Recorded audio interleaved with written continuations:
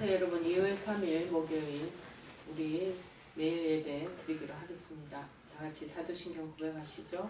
전능하사 천지를 만드신 하나님 아버지를 내가 믿사오며 그 외아들 우리 주 예수 그리스도를 믿사오니 이는 성령으로 잉태하사 동정녀 마리아에게 나시고 본디오 빌라도에게 고난을 받사 십자가에 못 박혀 죽으시고 장사한 지 사흘 만에 죽은 자 가운데서 다시 살아나시며 하늘에 오르사 전능하신 하나님 우편에 앉아 계시다가 저리로서 산자와 죽은 자를 심판하러 오시리라.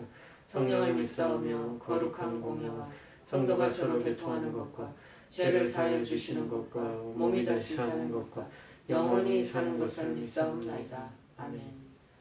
오늘 하나님께서 저희들에게 주시는 말씀은 마가복음 6장 1절에서 6절 말씀입니다. 신약 성경 마가복음 6장 1절에서 6절 말씀 보시겠습니다.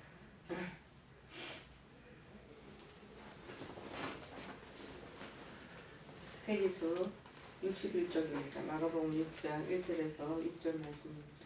다 찾으신 줄 알고 제가 봉독해드리겠습니다. 예수께서 그 길을 떠나사 고향으로 가시니 제자들도 따르니라. 안식일이 되어 회당에서 가르치니 많은 사람이 듣고 놀라 이르되 이 사람이 어디서 이런 것을 얻었느냐. 이 사람이 받은 지혜와 그 손으로 이루어지는 이런 권능이 어찌 됨이냐. 이 사람이 마리아의 아들 목수가 아니냐. 야고보와 요셉과 유다와 시몬의 형제가 아니냐. 그의 누이들이 우리와 함께 여기 있지 아니하냐 하고 예수를 배척한지라. 예수께서 그들에게 이르시되 선지자가 자기 고향과 자기 친척과 자기 집 외에서는 존경을 받지 못함이 없느니라 하시며 거기서는 아무 권능도 행하실 수 없어 다만 소수의 병자에게 안수하여 고치실 뿐이었고 그들이 믿지 않음을 이상히 여기셨더라. 은혜를 차단하는 불신이라는 제목의 내용입니다. 은혜를 차단하는 불신. 우리는 모두 예수 그리스도를 어느 장소에 관계없이 능력을 베푸시는 하나님이다. 그래서 무소불능하신 하나님이다 라는 것을 믿는 사람들입니다. 그러니까 아무 장소에 관계없이 하나님 능력이 임하는 그런 예수 그리스도의 은총을 우리가 믿고 고백하며 따라가는 사람들이죠. 그래서 성경을 보면 예수님께서는 죽은 자도 살리셨다고 나오는 장면이 마가복음 5장에 41절 42절에 나옵니다. 그 아이의 손을 잡고 이르시되 달리다금 하시니 번역하면 곧 내가 내게 말하노니 소녀야 일어나라 하시니라. 소녀가 곧 일어나서 겉으로 걸으니 나이가 12살이라. 사람들이 곧 크게 놀라거늘 그렇게 얘기하고 있습니다. 자 여기 무엇보다도 5장의 내용을 보면 야이로의 딸 12회를 혈류증으로 알아가는 여성의 고침받는 것. 그 외에도 여기에서 말하는 아주 어린 해당장의 집에서 어린아이가 죽어 온 가족들이 슬퍼할 때 예수님께서 그 아이 손을 붙잡고 일으켜주면서 달리다곰 해서 그 아이가 살아나는 장면들 우리가 말씀을 통해서 보게 됩니다. 심지어는 마가복음 4장 39절에는 출렁이는 바다도 잠잠케 거친 파도가 몰아치는 그 속에 하나님께서 예수님께서 잠잠케 하시는 내용의 장면도 그 앞장에 마가복음 4장 39절에 보면 기록되어 있습니다. 예수께서 깨어 바람을 꾸짖으시며 바다들을 이르시되 잠잠하라 고요하라 하시니 바람이 곧 그치고 아주 잔잔하여지더라. 실제적인 그러한 자연 여러 가지 우주에 나타나는 그런 자연의 상황도 다스리시는 것이 목격됩니다. 또 마가복음 1장 25-26절에 보면 더러운 귀신 들린 자 내어 쫓으시는 것이 또 나옵니다. 예수께서 꾸짖어 이르시되 잠잠하고 그 사람에게서 나오라 하시니 더러운 귀신이 그 사람에서 경련을 일으키고 큰 소리를 지르며 나오는지라. 이렇게 해서 곳곳에 예수님의 그 능력이 그 역사가 경험되어지는 것을 성경 곳곳을 통해서 우리가 보게 됩니다.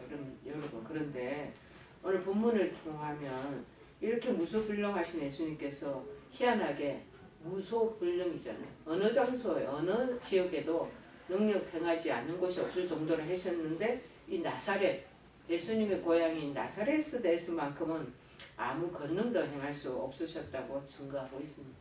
이거 어찌 된 일입니까? 왜 예수님께서는 나사렛에서는 아무 권능도 행하실 수 없으셨을까요? 우리가 생각해 볼 필요가 있지 않겠습니까? 그런데요, 바로 권능이 쉽게 역사되지 않는 곳은 바로 그 사람들의 믿지 않는 불신, 믿음을 갖지 못하고 의심하고 이 부분에 대해서 터부시하는 그런 거부가 있는 곳에서 예수님이 믿음의 역사를 일으키시지 않는다라는 사실입니다.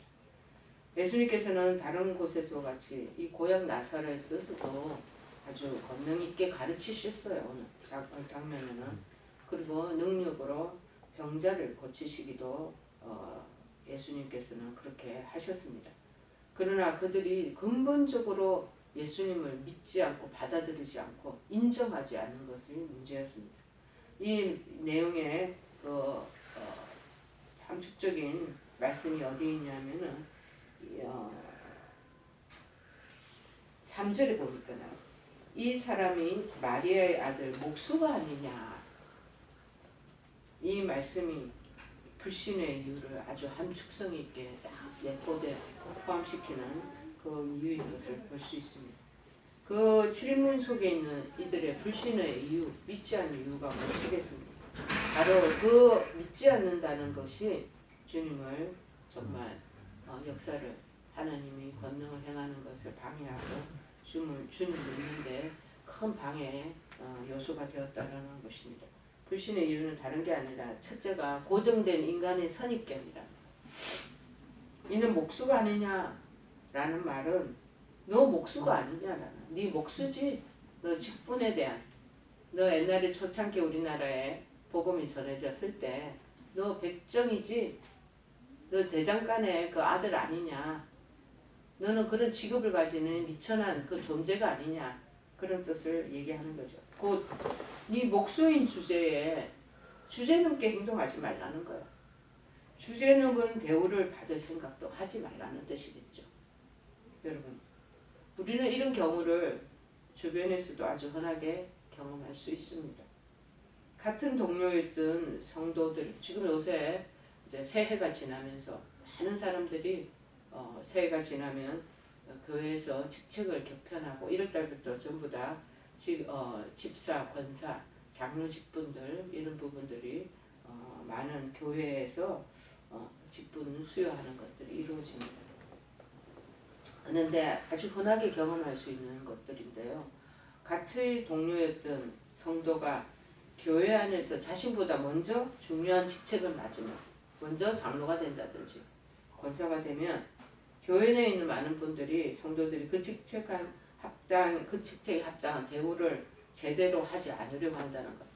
이제 전도사가 목사인 줄 알고 목사가 되었는데 그 전도사라는 옛날에 그 호칭의 직책에 맞는 그 직분에 맞는 그분에 대한 인식이 너무 강하기 때문에 목사님이라는 소리가 금방 안 나오죠. 그래서 전도사님 하고 또 어떤 경우에는 선교사로 파송을 받은 일반의 집사님들이 계셔.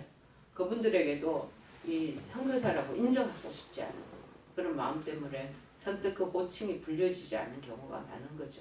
그 안에 내면적인 것을 가만히 살펴보면 인정하지 않겠다. 네가 무슨 선교사냐? 당신이 무슨 목사냐? 당신이 무슨 장로급이냐? 라고 마음에 자기네들 나름대로 은근히 그 사람을 깎아내리는 마음이 있고 내가 더 낫다라는 자신을 높이려고 하는 마음이 있다는 것이죠. 여러분, 만일 그렇다면 그것은 예수님을 목수 이상으로 생각지 않는 그리고 목수 이상으로 생각하지 않는 예수님을 배척했던 나사렛 사람들, 이 고향 사람들의 행위와 조금도 다를 바 없다는 사실을 우리가 인정해야 할 것입니다. 이 고향 나사렛 사람들의 경우와 같이 그러한 태도는 예수님의 사역의 진척을 크게 저해할 수가 있다는 것입니다. 그것 때문에 계속 따라다니면서 방해하고 해당해서 막 가르치는 것들도 자기네들 가르침 받지 않으려고 하고 하는 것이 있으면 복음 하늘나라의 것을 전하실 수가 없는 거죠. 그러므로 우리는 다른 사람에 대한 이런 그릇된 고정관념 가지고 있다면 그거 얼른 물리치고 깨뜨려야 할 것입니다. 자, 그것은 넓게 보아서 불신앙의 결과를 초래할 수 있기 때문인 것이죠. 집사로 같이 출발했다 할지라도 하나님이 이분을 불러 쓰신다면 권사로 그리고 장로로 그렇지 않으면 또 하나님 주의 종으로 부르셨다면 평신도 입장에 있는 분들을 하나님께서 또 직분을 목회자의 직분으로 올려주실 수가 있다는 것이죠. 그래서 기존 교회에 자기 고향의 교회에서 목사의 직분을 받은 사람은 그래서 때때로는 많은 불이익이 있다라는 것을 알고 그 사람들은 그 고향 교회를 어쩔 수 없이 떠나는 사람들도 많이 있습니다. 그래서 타향에서 목회자로 인정받고 목사님하고 그 직분에 대한 그런 존경을 받는 경우가 있다는 거죠. 고정된 선입견이 그래서 굉장히 중요하다는 것입니다. 그 다음에 뭐냐? 불신의 원인이 주님 믿는데 방해되는 게 뭐냐 하면 얄팍한 호기심이라는 거예요. 여러분 나사렛 사람들이 이는 목수가 아니냐? 라고 반응을 한 것은 예수님의 권능 있는 가르침을 듣고 난 뒤에도 이 목수가 아니냐? 뭐 우리가 하찮은 이 목수한테서 이런 가르침을 들어야 할 것인가? 뭐 이런 얘기를 우리가 바꿔서 해석할 수가 있는 거죠.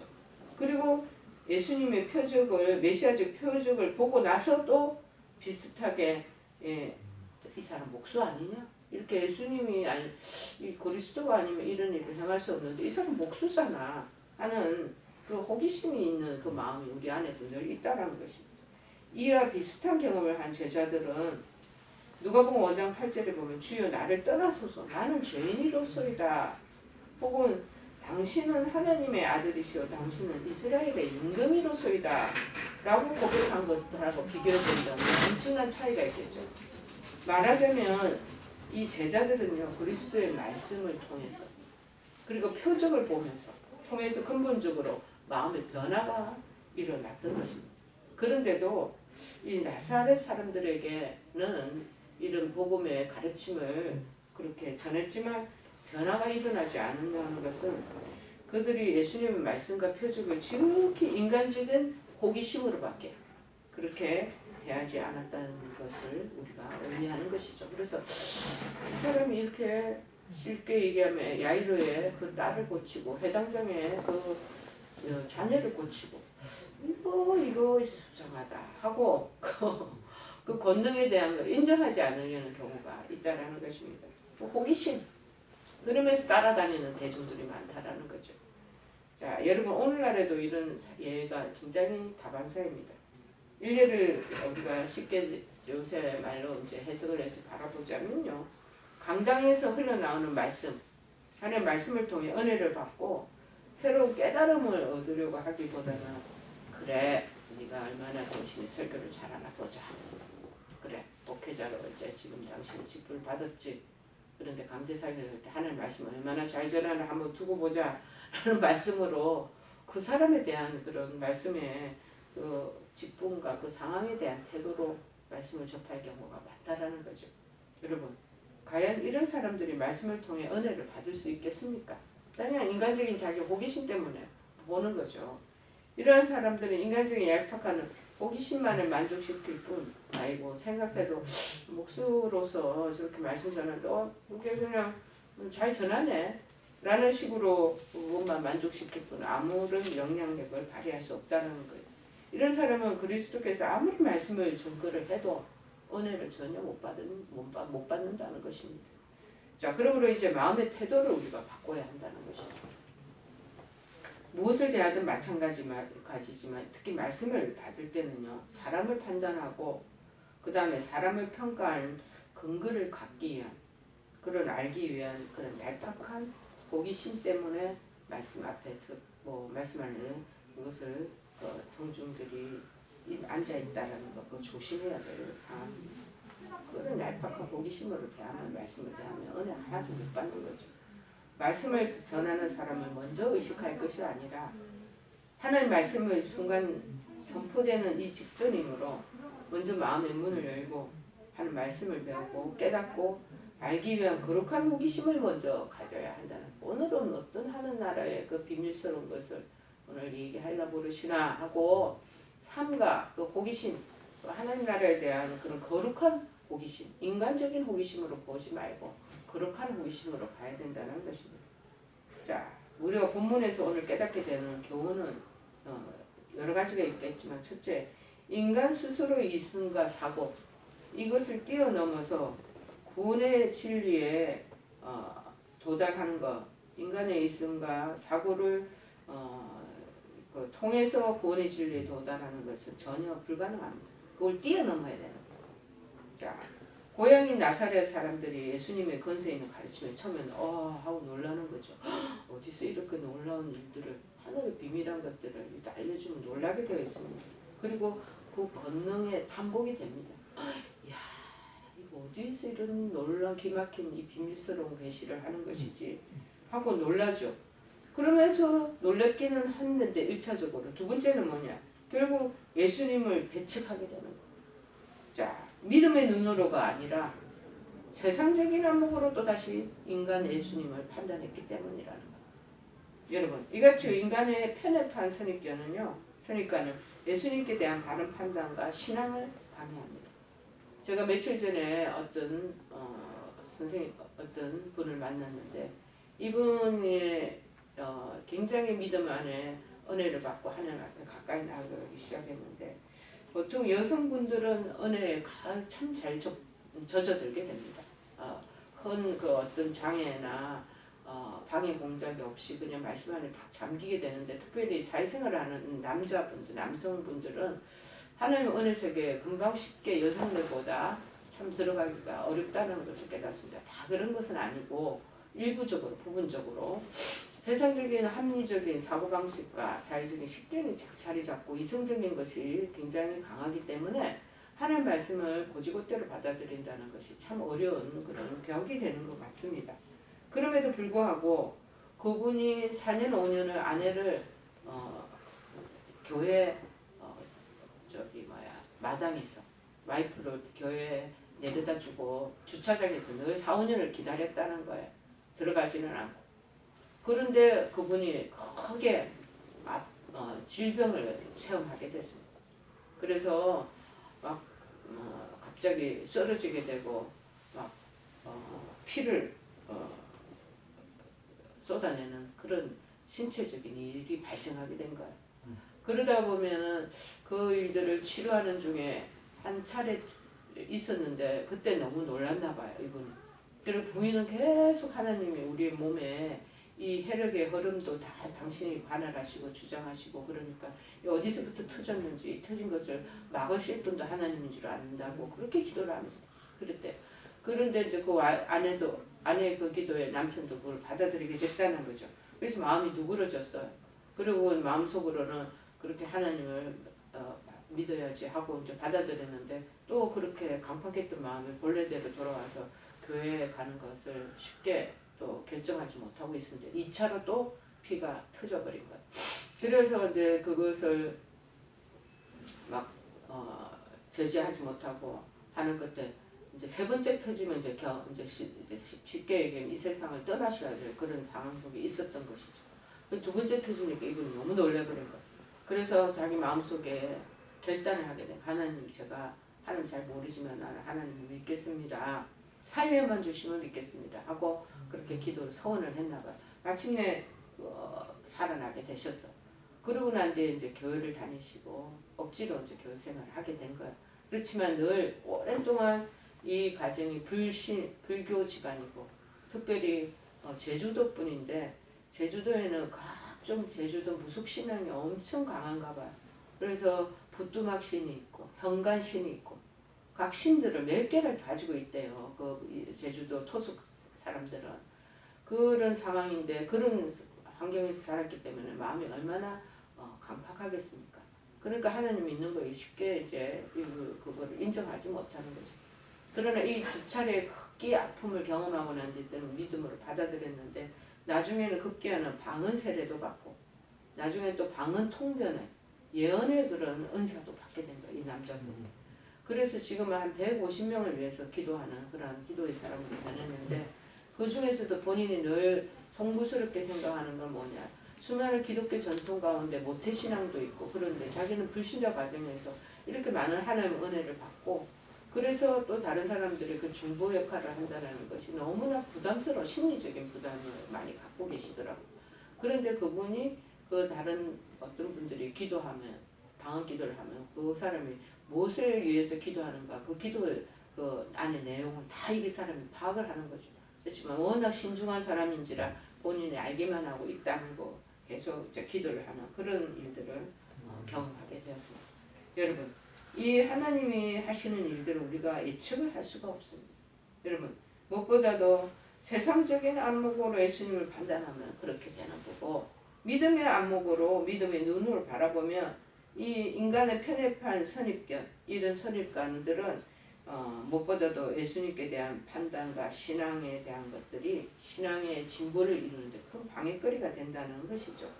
오직 우리 신앙은요 이성적인 사고를 통해서가 되는 게 아니에요. 겸손한 마음과 구원에 대한 진실한 이 갈망하는 마음 그 갈망하는 마음에서 얻어진다라는 것을 우리가 깨달아야 할 것입니다. 저도 마찬가지 굉장히 이성적인 사람입니다. 굉장히 냉철하게 모든 것들을 지각하고 분별하는 사람이었습니다. 하나님의 그 존재와 성경에 있는 내용들을 전부 인정하지 않고 부인했던 사람입니다. 동화책에나 나온 얘기인데 무슨 이런 하나님이 바두를 잠잠케 하시고 죽은 자를 살려내시고 귀신을 쫓아내시고 괜히 하는 소리다. 옛날적 사고방식이다. 이렇게만 생각했는데 저한테 임한 그 하나님의 임재를 강하게 체험하고 난 뒤부터는 저는 그 말이 쏙 들어가 버리고 지금은 그걸 100% 어쩌면 200% 이상으로 믿게 된 그런 사람입니다. 여러분 무엇보다도 중요한 거는 판단과 우리가 가지고 있는 인간적인 호기심, 관점 이런 거를 다 내려놔야 된다는 거예요.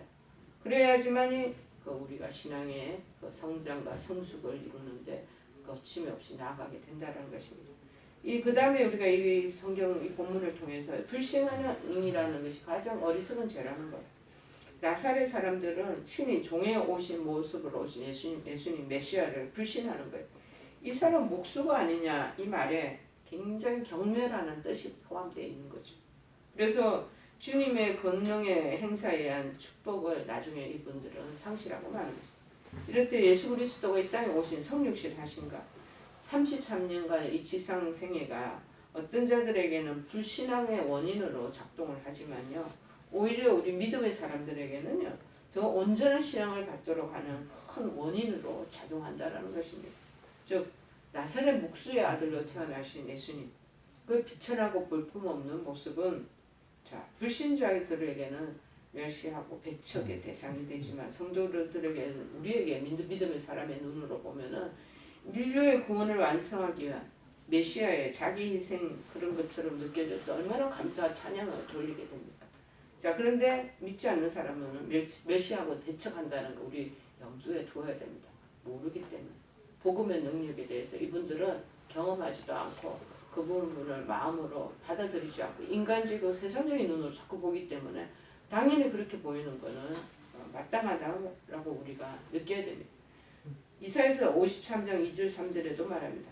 그는 주 앞에서 자라나기를 연한 순과 같고 마른 땅에서 나온 뿌리 같아서 고운 모양도 없고 품체도 없은즉 우리가 보기에 흠모할 아름다운 것이 아무것도 없다 그랬습니다. 자 우리 인간들은 전부 다 외적인 걸로 판단을 하지 않겠습니까? 근데 보기에도 별 볼일 없이 품체도 뭐가 아름다움이 없는 거죠. 그러니까는 무슨 존경의 대상도 안 되는 것이죠. 그래서 멸시를 받아서 사람들에게 버림받았으며 강고를 많이 겪었으며 질고를 아는 자 마치 사람들이 그에게서 얼굴을 가리는 것 같이 멸시를 당하였고 우리도 그를 귀히 여기지 아니하였다다. 구약의 연서에 딱 기록이 되었습니다. 그만큼 외적인 풍모나 그리고 인격체의 그 안에 내면을 보는 게 아니라 보이는 그런 우리가 이성적인 눈으로는 결코 뭔가 귀히 여기지 않는 그런 존재였다. 예수님을 우리가 그렇게 보는 거죠.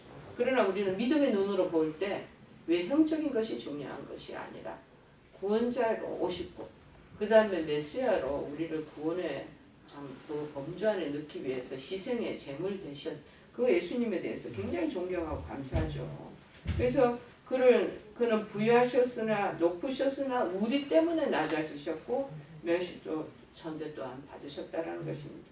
그런데 또 이제 우리가 한 가지 이 내용을 통해서 알아야 될 것은 본문에 믿음이 없는 곳에는 이적과 표적도 존재하지 않는다라는 거죠. 예수님께서는 고향 나사렛에 있어서 아무 권능도 행하지 않아요. 무소불능하신 하나님이시거든요.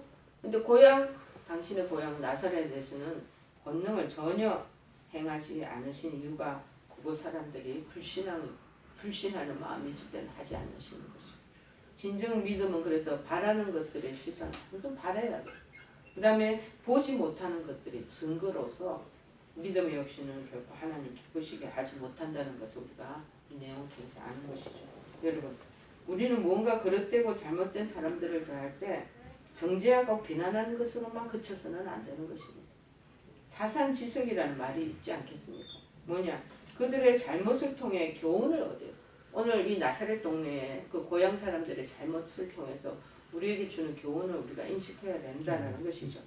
예수님이 권능 있는 가르침을 듣고도 이 고향 사람들은 또 메시아적 표적을 보고도 전혀 믿음을 갖지 못하잖아요. 오히려 예수님을 배척하고 쫓아내잖아요. 모든 것이 그들의 마음 자세 때문이라는 것입니다. 여러분, 우리도 역시 훗날 이와 같은 잘못을 범치 말라는 법이 없습니다.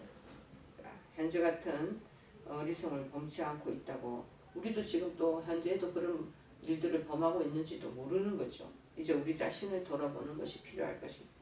사람에 대한 쓸데없는 고정관념이 우리 신앙의 발전을 막고 있지는 않은가. 그래서 지극히 인간적인 호기심 때문에 정작 알아야 될 복음의 진리를 놓치고 있지는 않은지 우리가 이것이 바로 신앙과 믿음 생활을 가로막는 그런 근거가 된다는 것을 생각한다면 우리의 불신, 하나님에 대한 신뢰하지 못하는 태도, 우리의 마음 자세, 인간적인 단지 호기심 이런 것으로는 신앙에 하나님 주신 하늘에서 내려오는 그 은혜가 우리에게 풍성히 주어지는 것을 다른 큰 돌이 된다는 것을 알 필요가 있는 것이요. 오늘 이 말씀을 생각하시면서 우리 찬송가 264장 찬양하시죠. 정결하게 하는 셈이 나의 앞에 있도다. 성령께서 권고하신 죄 씻으라 하시네. 찬양하리 찬양하리 죽임당한 어린 양 주께 영광 돌리어라. 우리 죄를 씻어주셨네. 나의 가는 길이 좁고 내 뜻대로 안 돼도 모든 욕심 다 버리고 주만 따라가겠네. 찬양하리 찬양하리 죽임당한 어린 양 주께 영광 돌리어라. 우리 죄를 씻어주셨네. 우리 다같이 주기도문으로 기도를 마치겠습니다. 하늘에 계신 우리 아버지여, 이름이 거룩히 여김을 받으시오며 나라의 마옵시며 뜻이 하늘에서 이룬 것 같이 땅에서도 이루어지이다. 오늘날 우리에게 일용할 양식을 주옵시고 우리가 우리에게 죄 지은 자를 사하여 준 것 같이 우리의 죄를 사하여 주옵시고 우리를 시험에 들게 하지 마옵시고 다만 악에서 구하옵소서. 대개 나라와 권세와 영광이 아버지께 영원히 있사옵나이다. 아멘.